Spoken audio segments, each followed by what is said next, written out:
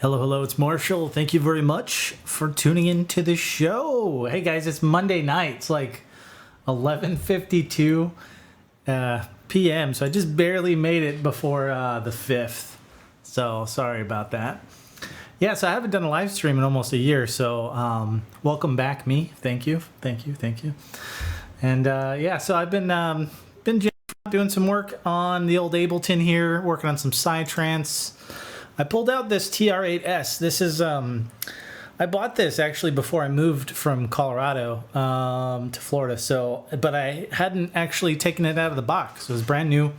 So I popped it out last week sometime and started kind of playing around with it. And got a little inspired. And so here I am with the Kyra and the TR-8S. And I've kind of started working on a track. So I'll probably just continue working on that here this evening. I don't really have any kind of plan or anything, and it's it's pretty late anyway, but we'll go for however long I feel like. I want to give a shout out to Duke, I guess that's how you say that last name there. Yeah, so Dukey's cool. He's over in the Synths podcast, the Synth show a lot during those live streams, and I've seen him around. So what's up, Dukey? And so I guess what I'm going to do here real quick is I'll play through kind of what I have created so far, and then I'll just kind of keep working on this. And we'll go from there. So I'm going to mute myself. And here we go.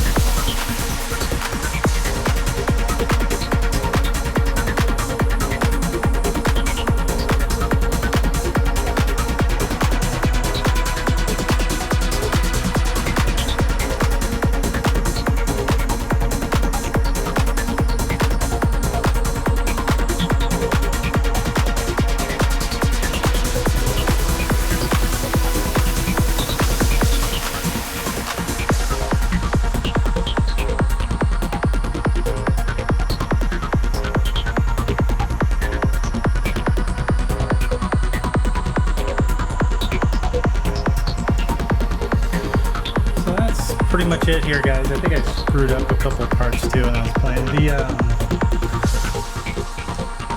I don't have the filter cut off automated yet, so I was doing that by hand through the track, which was fun. But yeah, so I guess I'll go through real quick kind of what's going on in this. So the TR-8S I'm using as, I'm basically sequencing it here, and I've grouped all of the outs within the TR-8S. Let me make this big so you can see it. In Ableton, and I've basically set up an aggregate device using ASIO for all. So I've got USB audio streaming from the TR-8S and the Kyra, which is nice because then there's no audio cables, and I'm getting full high quality digital audio from both of these instruments. So but basically I've got this track here is my MIDI track for each one of the scenes. So we can see all the sounds here, and if we go through and just kind of mute these, let me see if I go to like this. Let's go like here.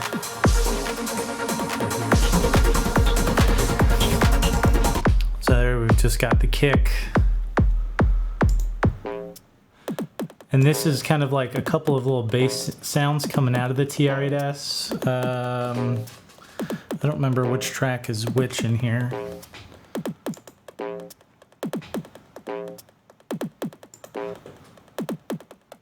So we got like that little kick reverberation thing. Then this little guy.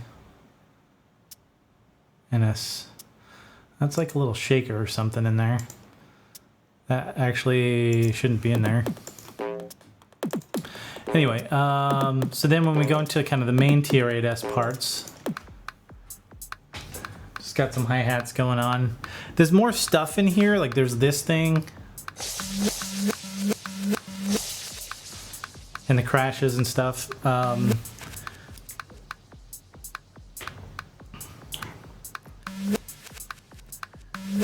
And this is all stuff that I can kind of add in later. Like this track actually started out like way different, and as I kind of started developing it, it's turned into what you guys just heard. But so that's kind of it for the TR-8S. I guess if we go to the Kyra next.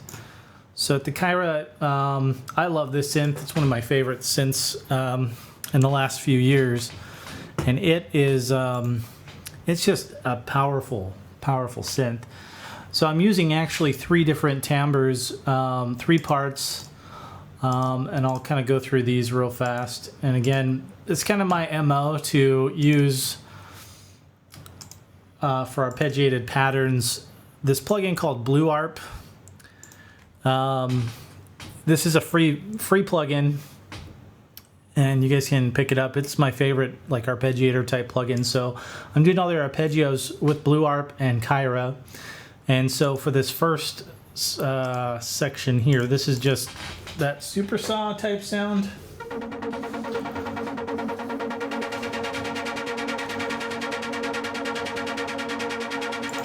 Then as I sweep up on this,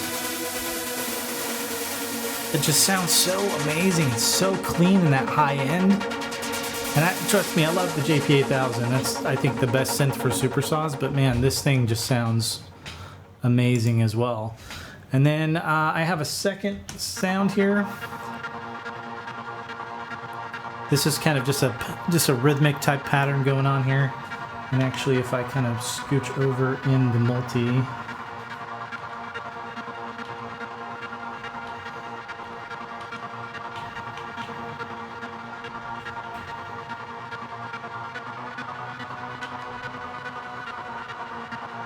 part 2, I'm not sure which part this is coming off of. Oh, this is probably 3. So this is that Anthem lead patch that I made on the demo sounds. I kind of tweaked it a little bit, and then I think I am using the arpeggiator and BlueArp again to sequence this guy. And then the third sound is actually kind of a transitional effect here. It's that little sweepy sound. So then if we play all these together, this is all the Kyra stuff.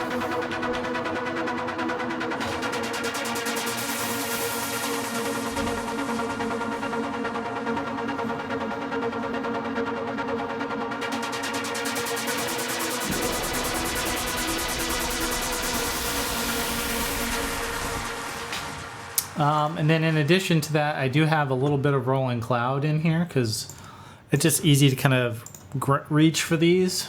So I threw in a JV1080 because the JV1080 is a synth that I've never owned one of these modules. Like I have several different Roland modules, but I've never owned a JV1080. And I remember hearing for years and years like how cool it sounded back in the day. And so, you know, I figured I'd plop it in here and kind of experiment. And originally I was kind of going to go for a bass sound with this. And I had found some kind of cool sounding basses, but what I ended up doing instead was kind of a more effect kind of sound. And you can kind of hear that here. Doing kind of a gallop. Let's see, where's this guy?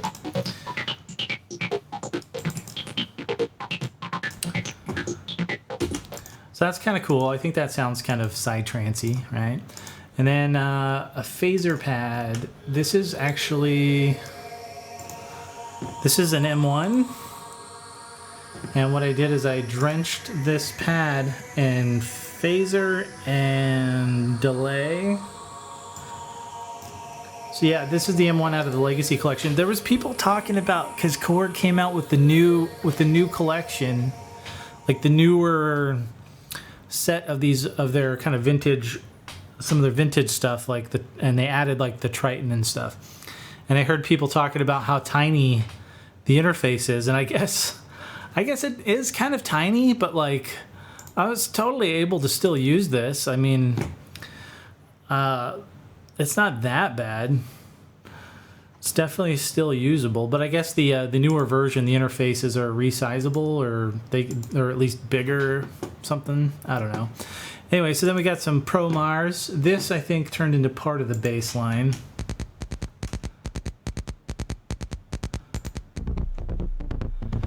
And then we have the MS-20 over here. This is also from the Korg Legacy collection. So, and these are things that, like, you know, if I could probably go get my MS-20 Mini and hook it up. But sometimes when you're kind of brainstorming like what I'm doing here, like I don't necessarily need to go and hook up every synth I own. So sometimes it's kind of nice to reach for a plugin. And then this here is this is Chip Sounds. This is a cool little VST that I've had for years. It emulates the different sound chips within different vintage gaming machines, all the way from like Commodore 64, the Atari 2600, the Nintendo, the original NES, I think, what is that, the AO2 or something, then the DMG-01, which is the Game Boy, the original gray brick Game Boy. And it's cool because it gives you just a nice variety of these old school game systems, gives you that chip tuney kind of sound. Now I haven't put this in the track yet.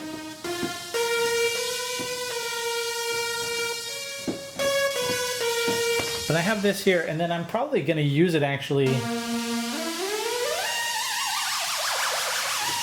almost like a transitional effect.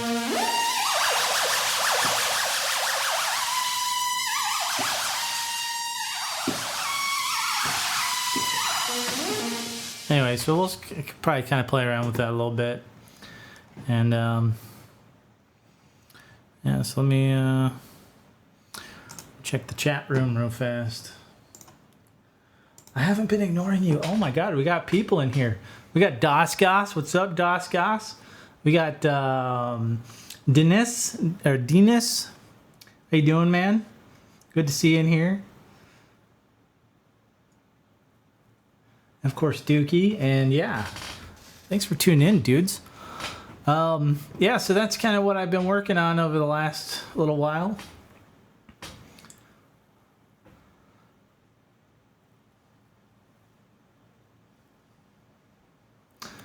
Yeah, Dascott saying in April, Korg updated the GUI for a lot of their products. See if yours qualifies. Oh, are you saying that maybe I can get an update for free? That would be cool. Genesis Pro VST. I have not heard of that. I'll have to check that out. This Pro Chip Sounds thing has been around for years. Like, I think over 10 years. I think I've had this this plugin. So if they have other, like, there's probably all kinds of newer stuff out there these days. Hey, Zero Cool, what's up, man? Where's Acid Burn? That's a cool name. I like that. Yeah, so this is a push 1. When I switched to Ableton, I switched when they came out with these because I wanted to be able to kind of do live performance-y type stuff. And then I found out that it kind of suited my production style. Like, I really like working in clip mode and just kind of building rows of scenes. And so it's worked out really good. And this is, I have actually 3 of these. This is still my original, but I have 2 other ones for doing live stuff with that I have not done yet because I'm a slow ass, but I'll get there eventually. Yeah, and then the TR-8S, again, I purchased this before I actually moved over a year ago, and it's been in the box. And I almost kind of forgot about it, and I was like, somebody was talking to me about the TR-8S, and I was like, oh, I have one, I should pull it out. And so I did.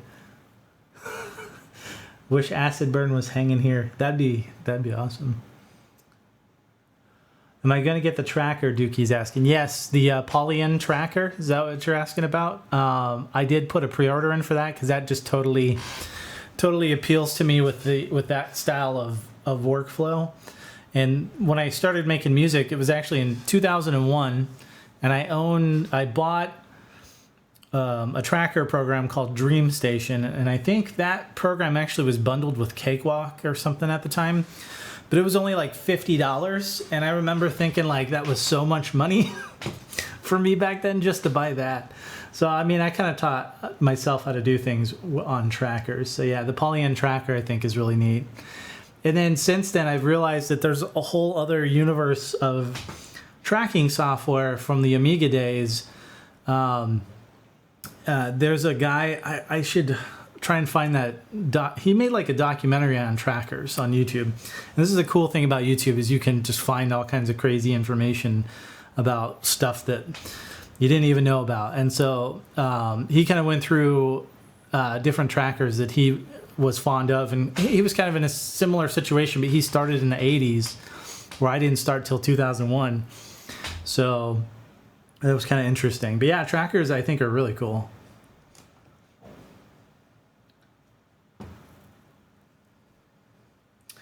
Yeah, Zero Cool saying he loves the Roland Cloud. I think the Roland Cloud is a fantastic value. I don't... I have mixed feelings about the paid subscription, not prescription. That's the wrong thing. The subscription for software, but it sucks because all my Adobe stuff is that way, and that's gets expensive. And then Roland Cloud is $20 a month, but you do get a huge amount of instruments now, and it wasn't like that necessarily at the beginning. But since they've added things like the 808 and the 909 and the 303, like I haven't really touched my boutiques. So I used to always jam out on those boutiques for quite a while, and I haven't. Since I moved, they're still in the boxes.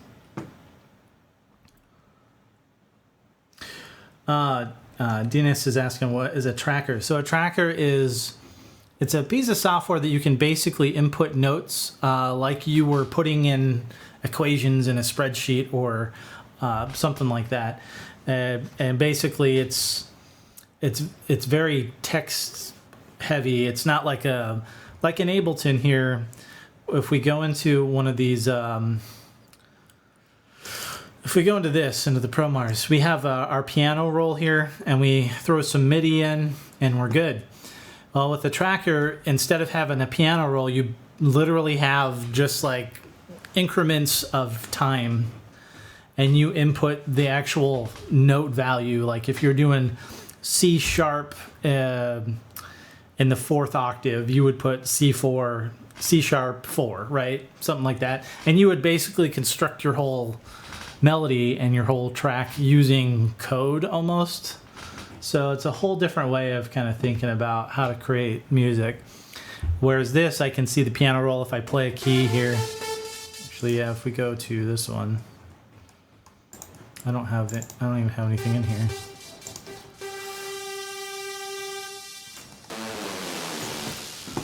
Yeah, it's completely different. And I remember I had a hard time using a keyboard when I first got a physical, musical keyboard controller. I had a hard time with it because I was so used to just being able to program in the notes.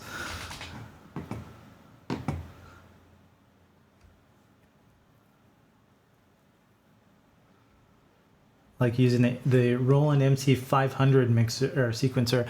Yeah, and those boxes, those groove boxes, were way before my time as well. Like, I literally started on the computer and with that tracker program, and within a year or two, I had saved up enough money and I bought Reason, and I used Reason for a long time after that, until I got Pro Tools, and like a few years later after that, and then I was with Pro Tools for almost a decade, and then now I'm in Ableton. So I still have Pro Tools 11 or something, but when they switched to a subscription model as well, and I was like, I don't want to pay $200 a year to use Pro Tools, and it used to always crash all the time. And then the thing that was starting to really frustrate me was that a lot of plugins, you could get the VST version, which would work in Cubase or Ableton, but they didn't have the special special extension for Pro Tools.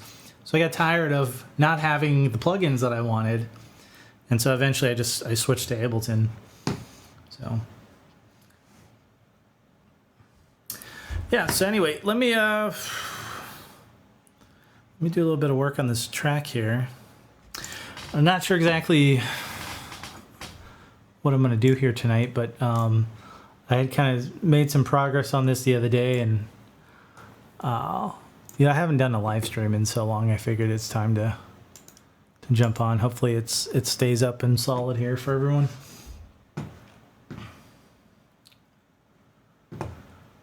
So I think let's try using this chiptune sound and kind of making a sweeper in here for this.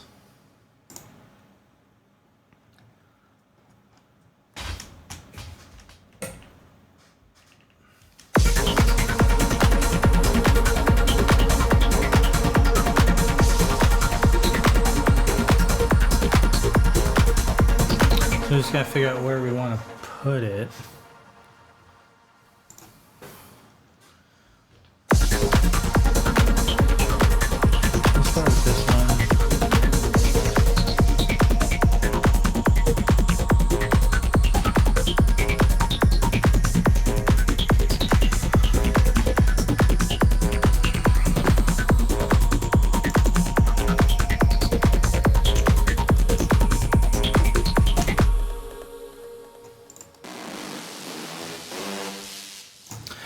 I think I'm gonna try and just record it by hand, actually.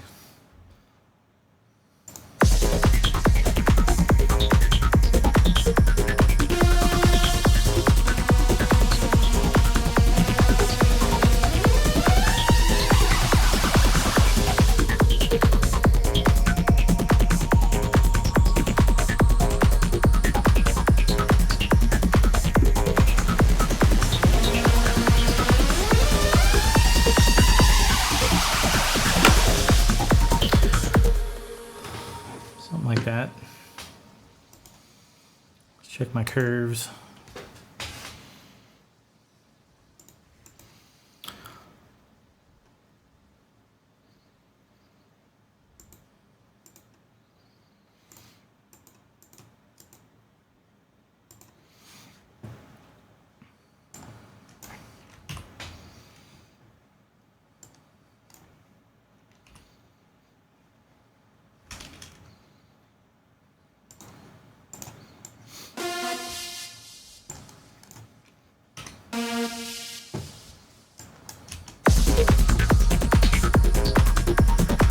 What's up, Echo Craft? How you doing, buddy?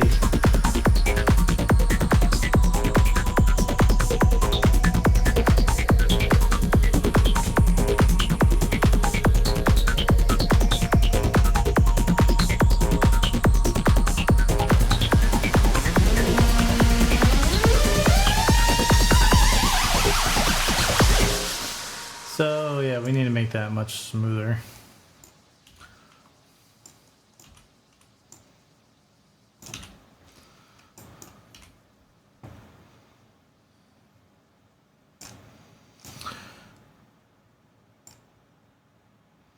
Oh, you shit.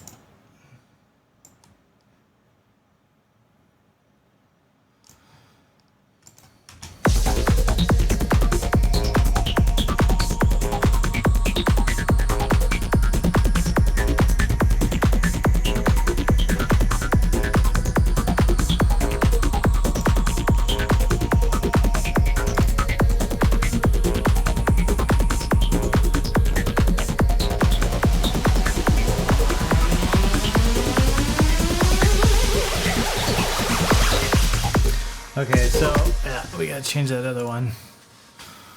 It's probably modulation. So this is a Novation 61 SL Mark II, and it's cool, but it has like the pitch bend and the mod wheel are like one thing. And I really hate that. I want a separate mod wheel normally, but it's nice to kind of do these. I will say it is kind of nice to do kind of stuff like what I was doing with this, but I still would much prefer a regular pitch bend, separate mod wheels. And you know what? You know, there's that new Arturia key controller, like this thing, but the bigger one, and it's like a combination of the BeatStep Pro and this, but bigger. And this is cool. I like this for kind of noodling around, but I cannot stand the touch pitch mod things. I think they're awful and terrible, and that it should be illegal to make those. You should always have a physical wheel for at least for the mod. But that's my opinion.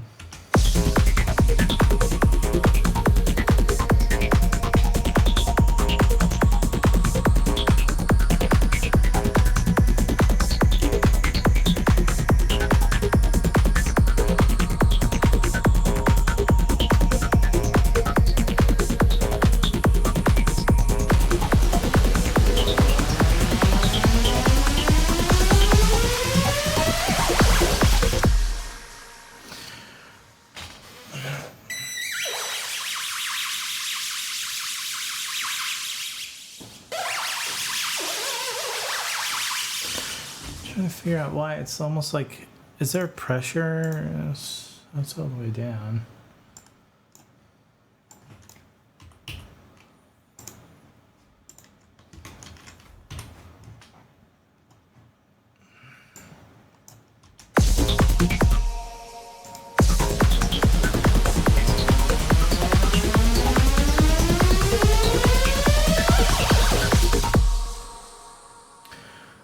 Dascos asked me what is my preferred MIDI controller.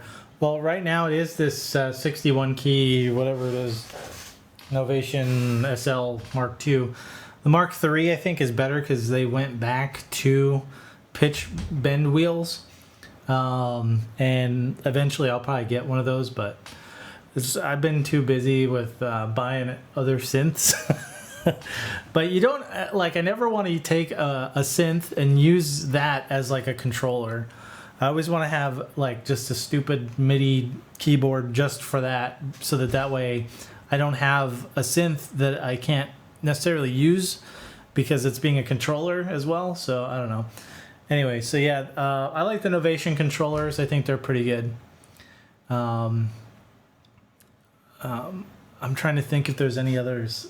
I'm kind of like, I'm probably, now that I think about it, I almost forgot about this too. I put in a pre-order for the Expressive E Osmos, which is not just a controller. It's got its own synth engine in there. But I really wanted it because it's poly aftertouch. But the only kind of disappointing thing is it's 49 keys. But that thing I'll probably end up using as a MIDI controller, mostly. I want to try out poly aftertouch with things like the Kyra, because it can do poly aftertouch, but I don't have a controller that can do poly aftertouch.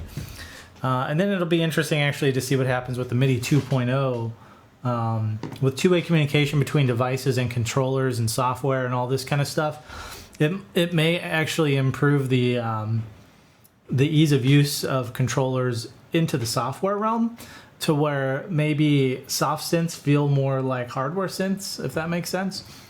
So that'll be interesting.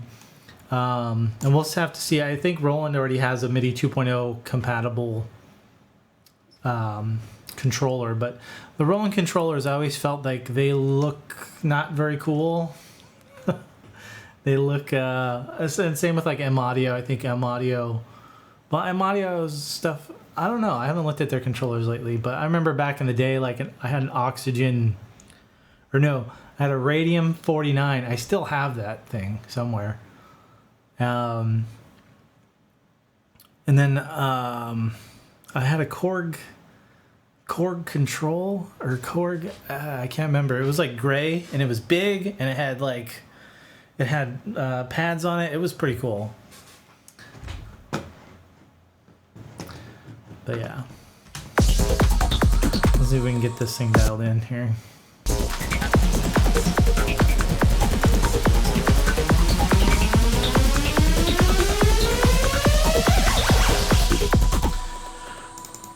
What I don't understand is why we're not getting the speed.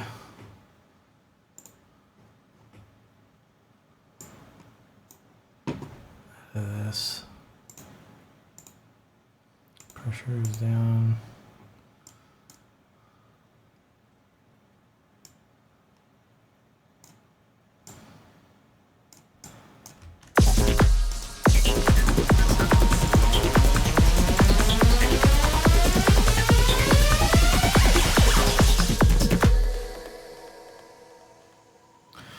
Oh, I think I know what we need to do. Let's try ramping that.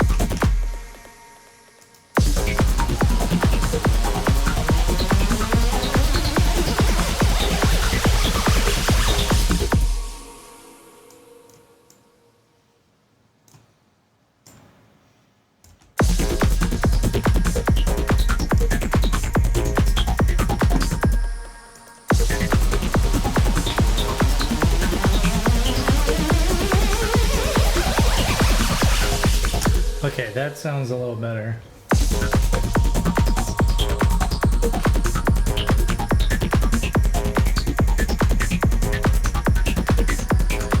Yeah, the hacking keyboard thingy there, DOS, that's actually the same sound engine that's going to be in the Osmos, is made by that same company.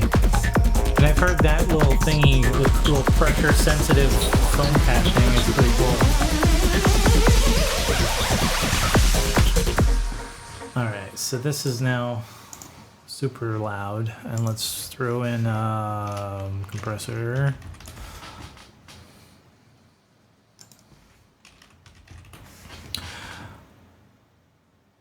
I hope you guys have been growing your quarantine beards like mine. I have not grown a beard like this ever in my life, and it sucks because it's all white, which means I'm probably not going to keep it. But yeah, let me know if you guys are growing quarantine beards.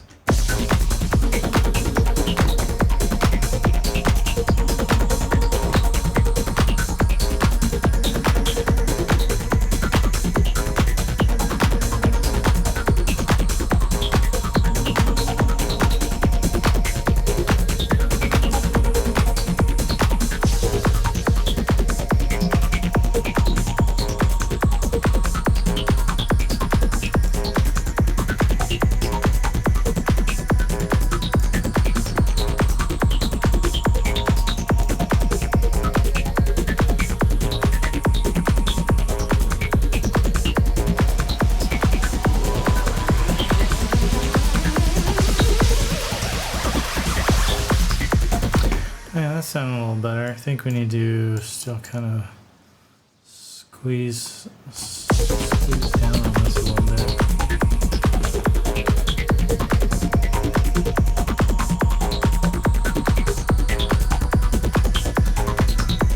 Have a quarantine pinch.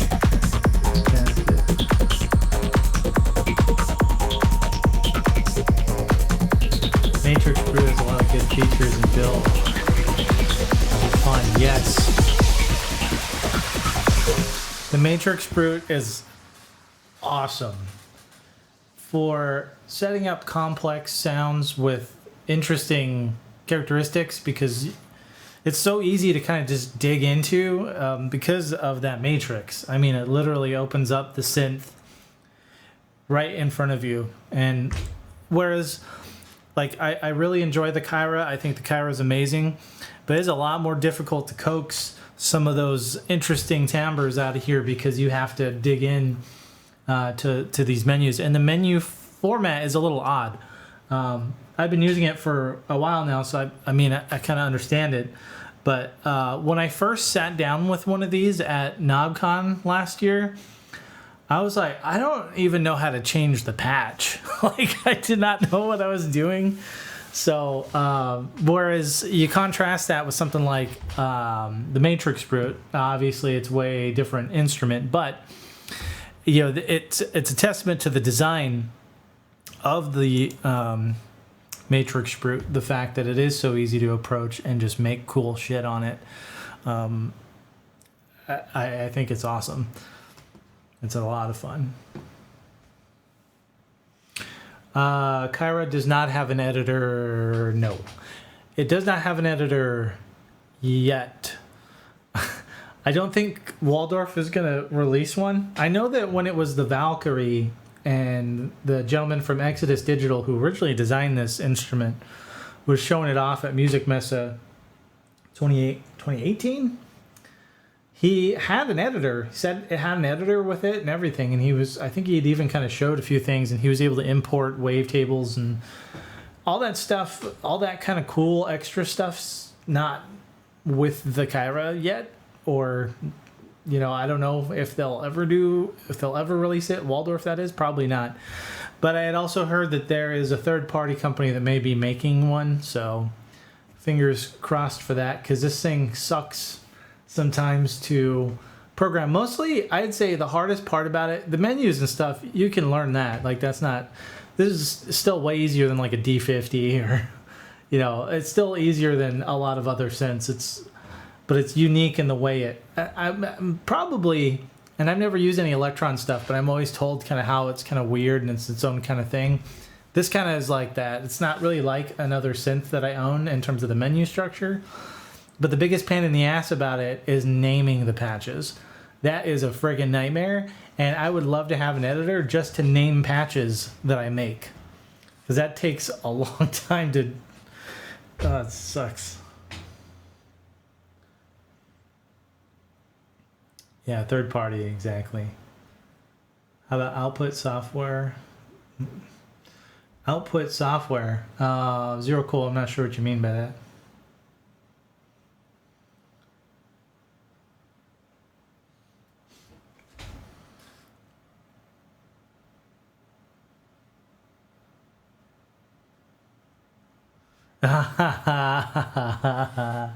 The DX7 is a piece of junk. I do not understand. I guess, I mean, listen, Echo. Maybe you could shine some light. I mean, you were much older than me in the 80s. So when that thing came out, I understand like people about had a cow because it was so cool. So do you think that people still love that machine because it was kind of groundbreaking for the time? I mean, it's kind of like I think Atari's was pretty badass for the time, but I don't really want to play Atari games anymore because they suck, right?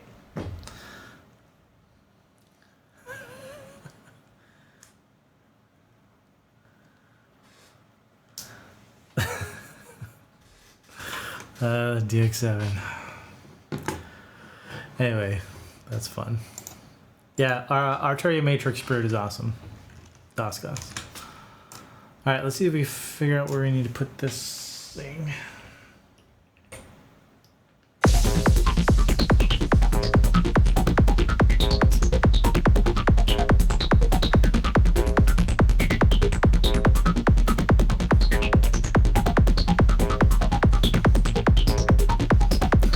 Yeah, it is a DX7. Good.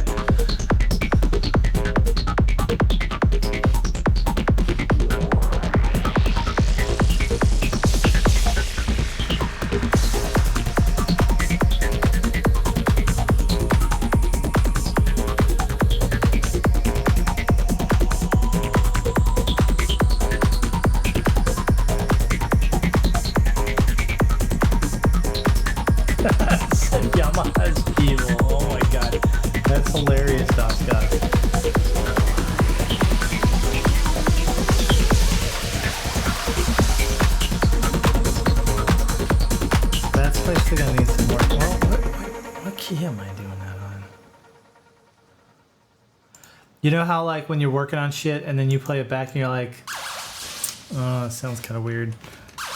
Let me drop it.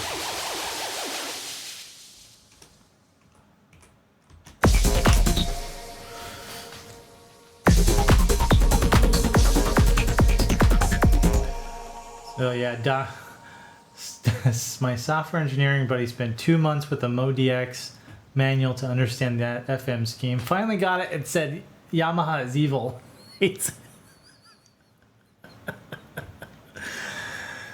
Oh man, they've been evil for the last like 40 years. I don't think they've ever made a synth with a good interface.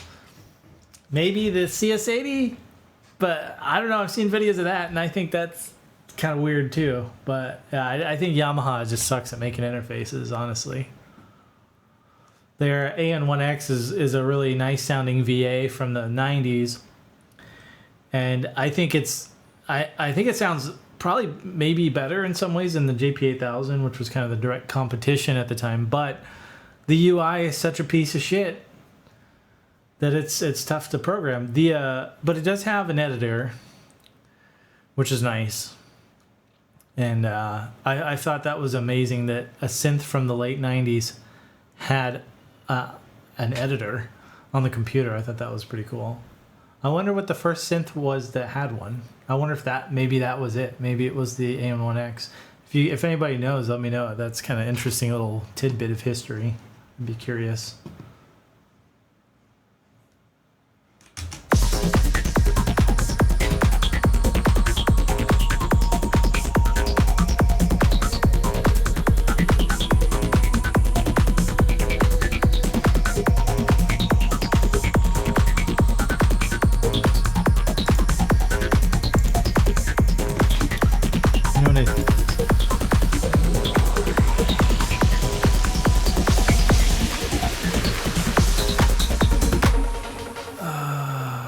Still sounds weird. I might have to.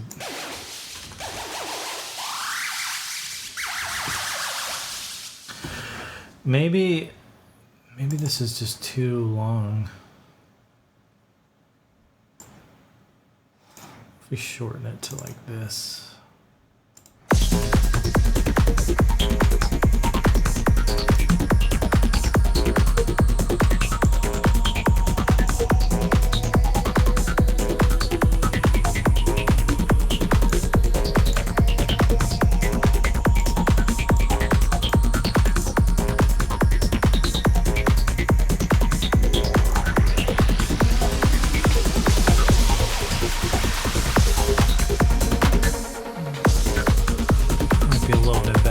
That we need to increase the mod frequency. It's only 6.5 hertz. 6.05. So I think if we put that up to like 7 or 8.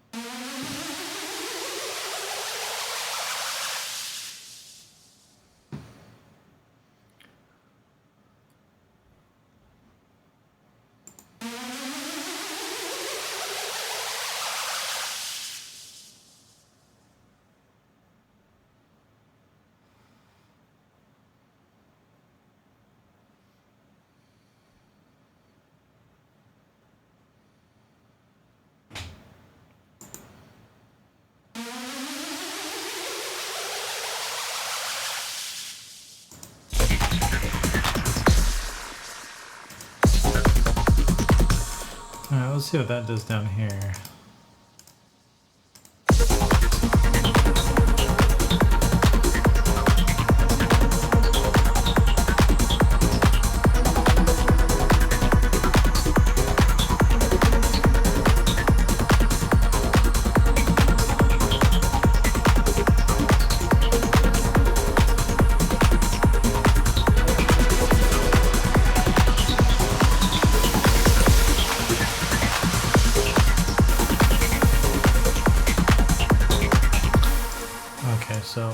let's reserve this for...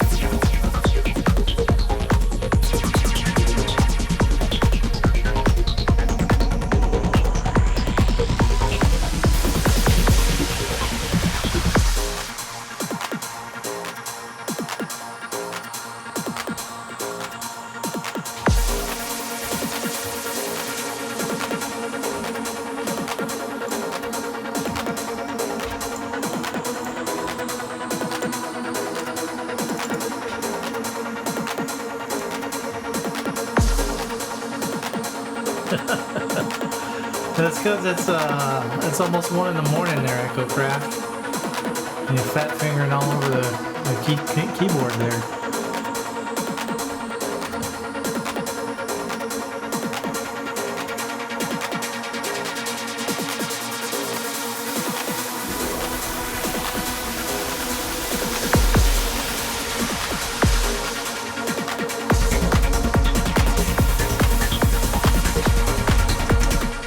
Gonna take a little bit of work. Let's go over to the TR-8S and let's see if we can find a snare drum to use for some crescendos.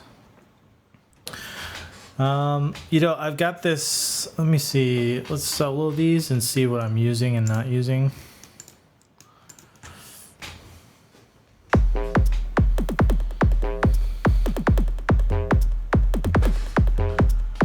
Yeah, that's got like a weird tom or something. There's this thing.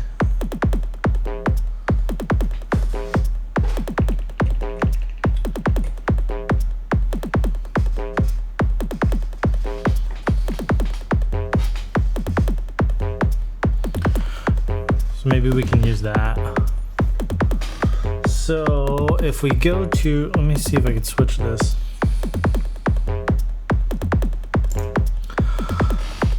I don't know how well this is gonna, this is a GoPro that's been cropped and yeah, I don't know. So let's pick our thing. Samples.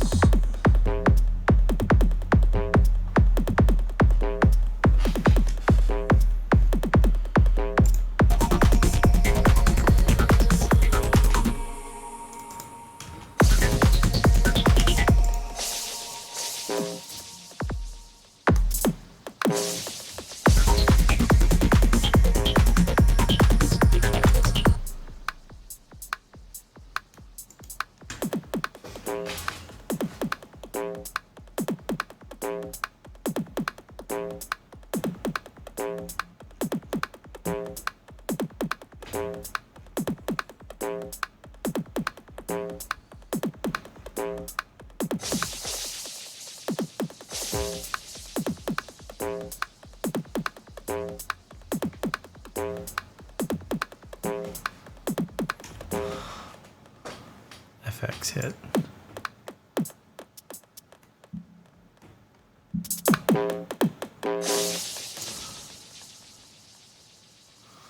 I'm wondering why I can't hear that sound.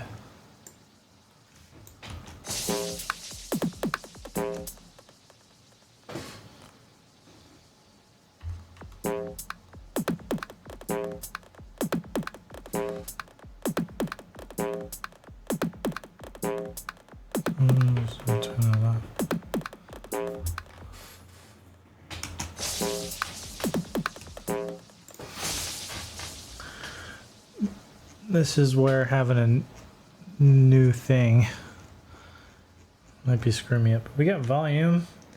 Oh, didn't I label these HC?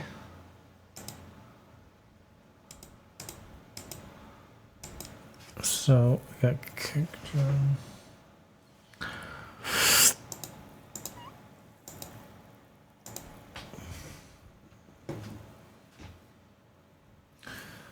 What's going on, Chad6? Welcome to the chat room, man.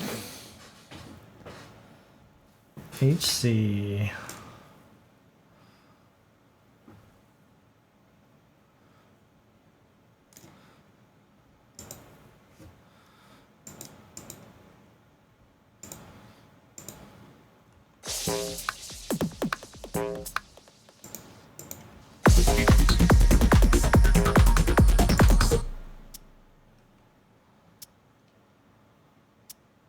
Oh, here it is. This is the one.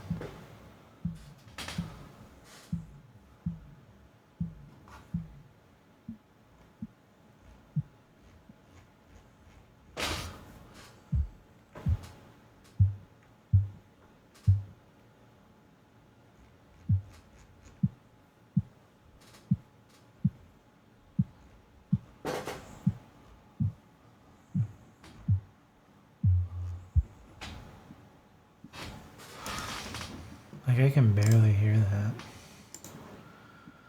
Oh, it's because I have a fucking bandpass all that shit off.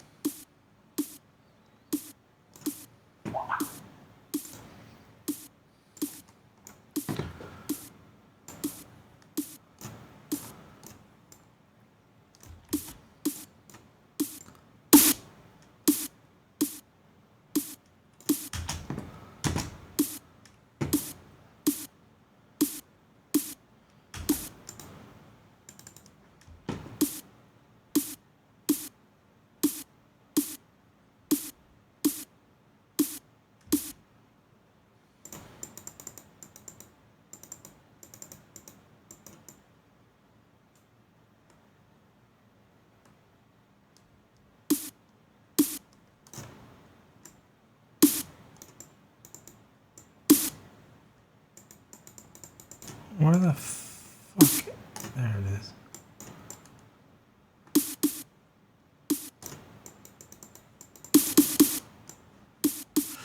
I gotta get rid of this, whatever the hell I had programmed in there.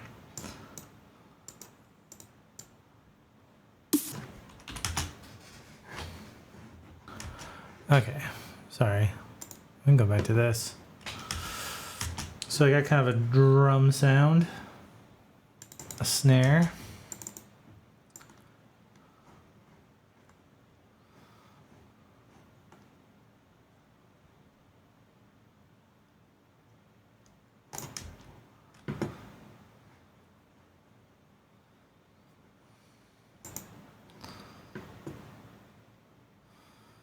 This should be channel 10.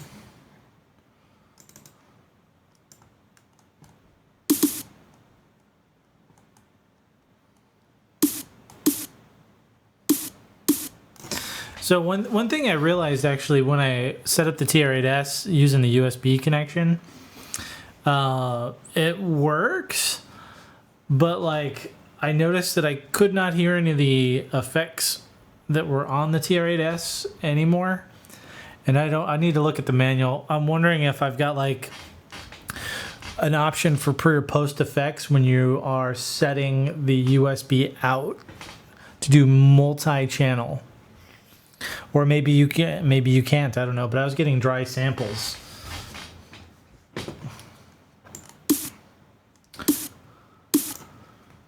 EchoCraft, I think don't you have a TR-8S? If you do, have you tried hooking it up via USB to do multi-tracking like what I'm doing here? I'd be interested to know if you were able to do multi-tracking with the TR-8 effects.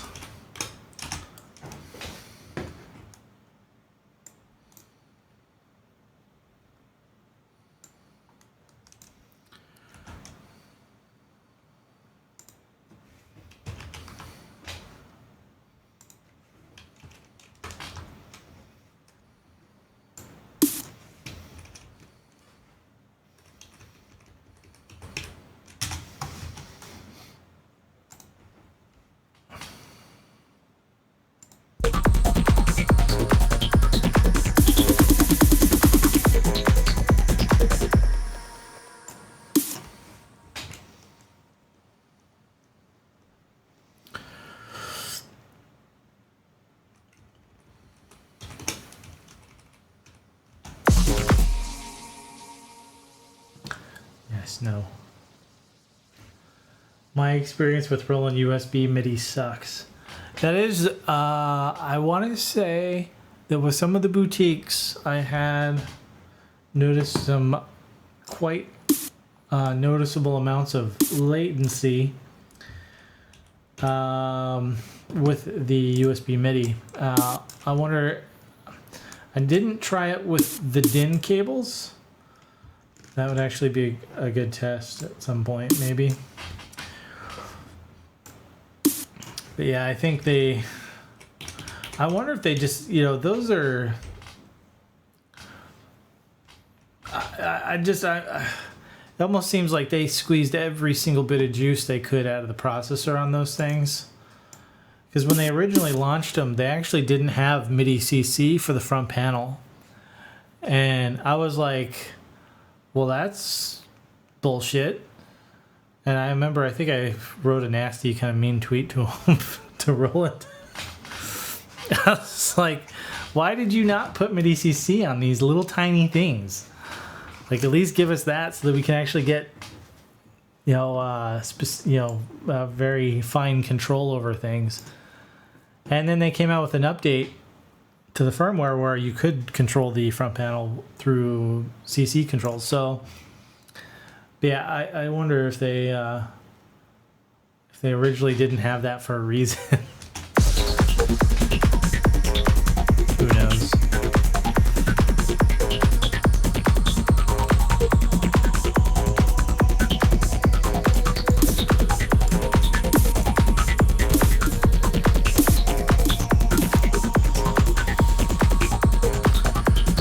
Now, this is going to be an issue because I'm going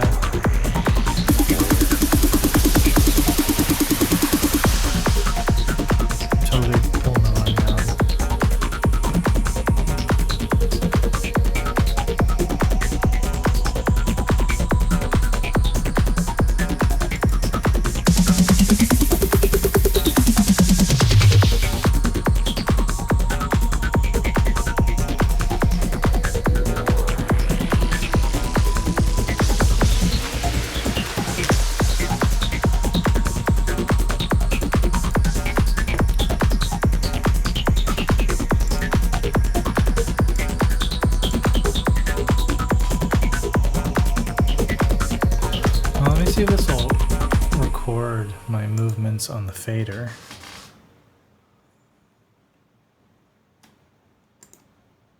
It's the wrong fader, but I don't see any MIDI in coming in.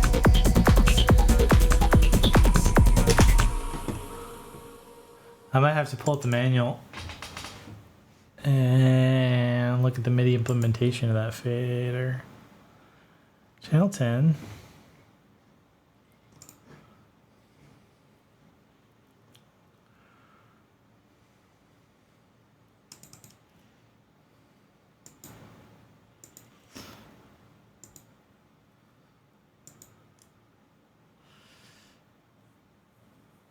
MIDI control. I guess we could try. Here, let's try volume. I don't know if that's going to do the overall volume. That can't be it. There's got to be like another parameter for that. Let me see. Let me pull that up real quick.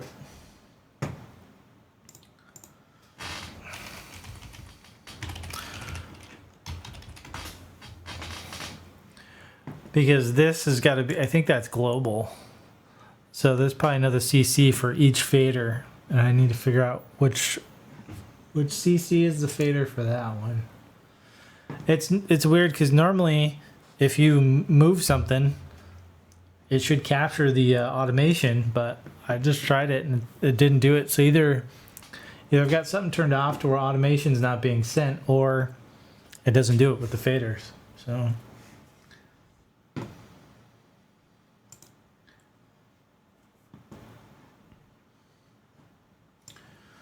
all right, so let's see if we can find it here. TR-8S. TR-8s.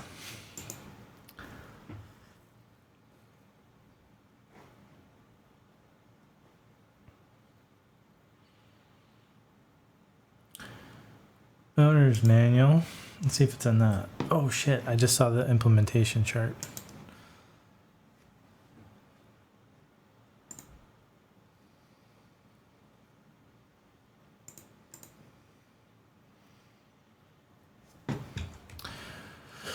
All right, let's look at a white list of numbers.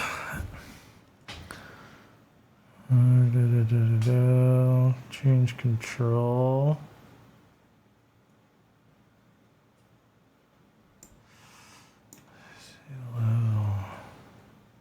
That's it, huh?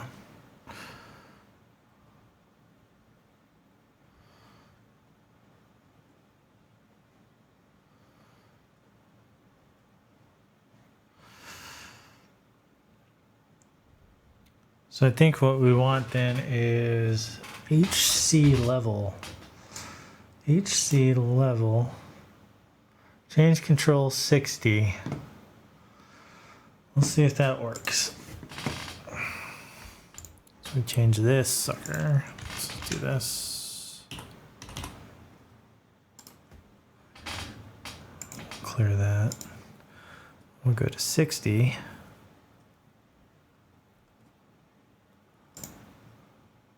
And let's draw a volume curve. We should probably do it on the right one though.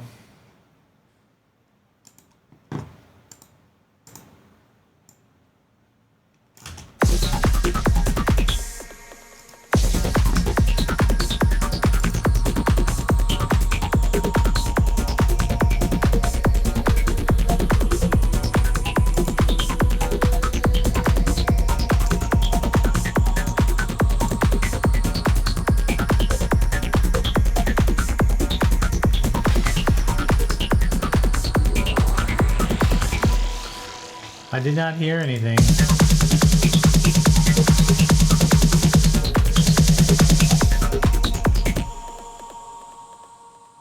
Tune the K.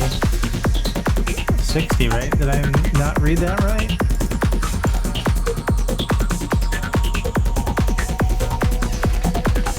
C.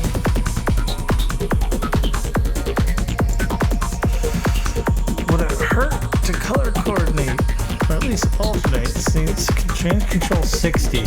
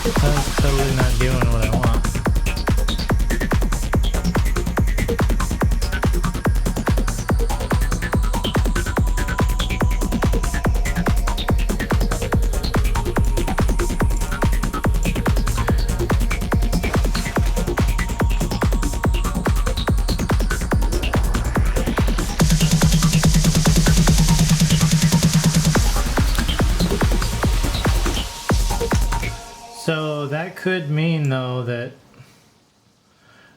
can't be right. They gotta let you CC the volume on these. MIDI control, I'm gonna try this. No, that's not gonna work. Should be MIDI control 60. Why you ain't working? All right, well, so for that, I might need to open a ticket with Roland, but we could try it on another channel maybe, but yeah, I don't know.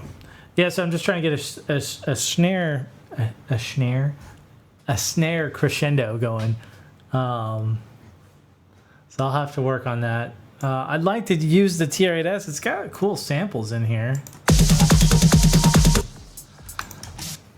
Let's see if we could, let me shorten this. Let's look at a couple of the different sounds in here.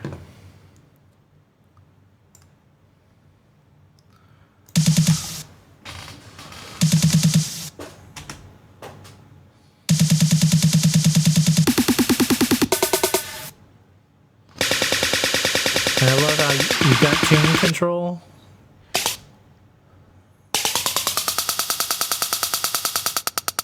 You've got decay, and then there's like a filter.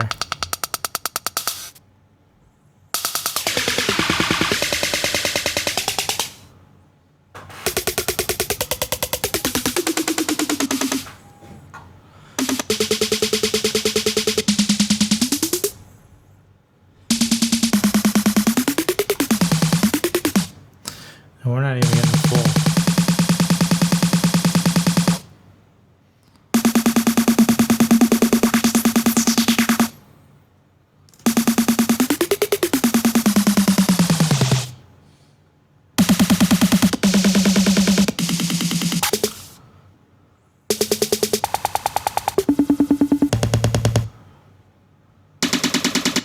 With all these snares, crazy.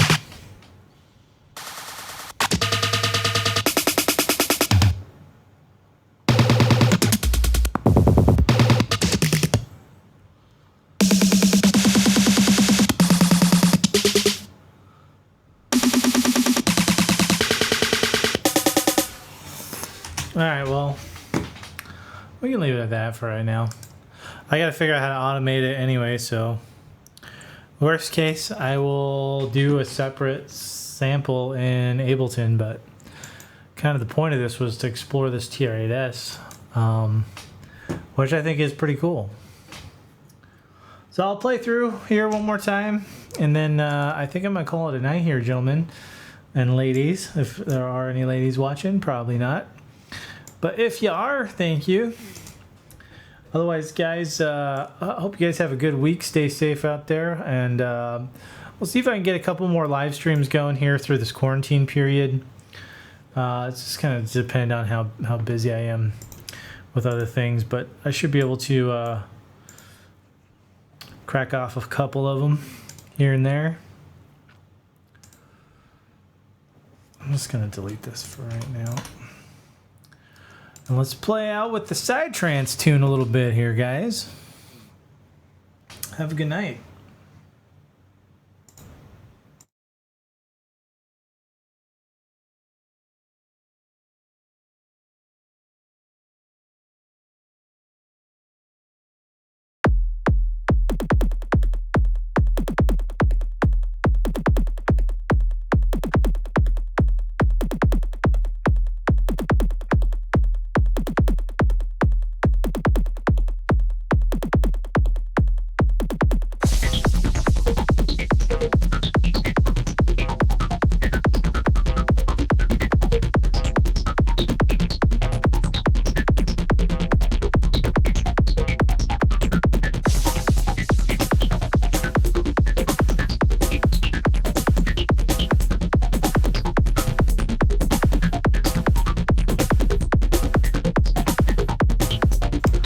I totally screwed something up because this was, I think it was this one. Oh no, there we go. I freaked myself out. I had that volume up. I got to turn that one down. All right, anyway, good night, guys.